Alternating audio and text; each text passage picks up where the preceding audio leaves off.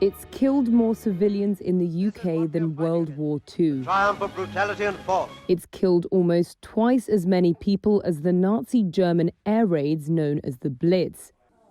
Covid-19 related deaths in the UK have now officially passed 100,000, and people are asking why.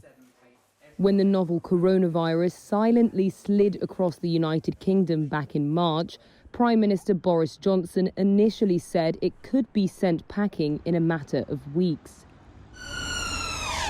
Fast forward 10 months later, and the country is in its third lockdown, and hospitals are being compared to war zones.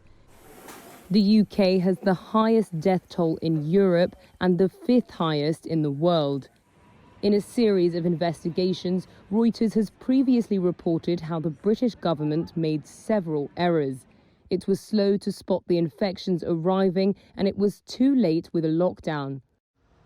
People were also discharged from hospital into care homes when they were infected, spreading the disease further and to the most vulnerable.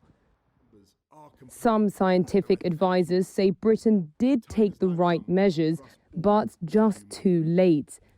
From this evening, I must give the British people a very simple instruction. You must stay at home. Johnson told people they must stay at home on March 23rd, after Italy, France and Spain.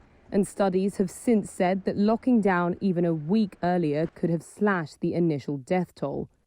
Even when lockdowns were called, the government's enforcement strategy was questioned.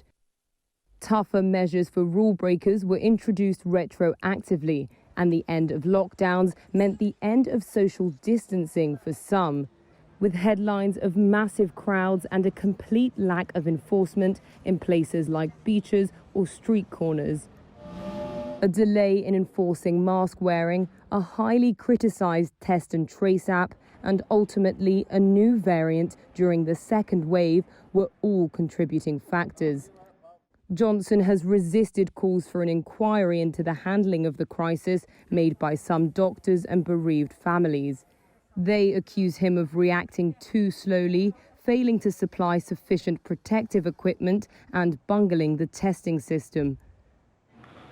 Ministers argue that while they have not got everything right, they were making decisions at speed and now have one of the best global vaccination programs.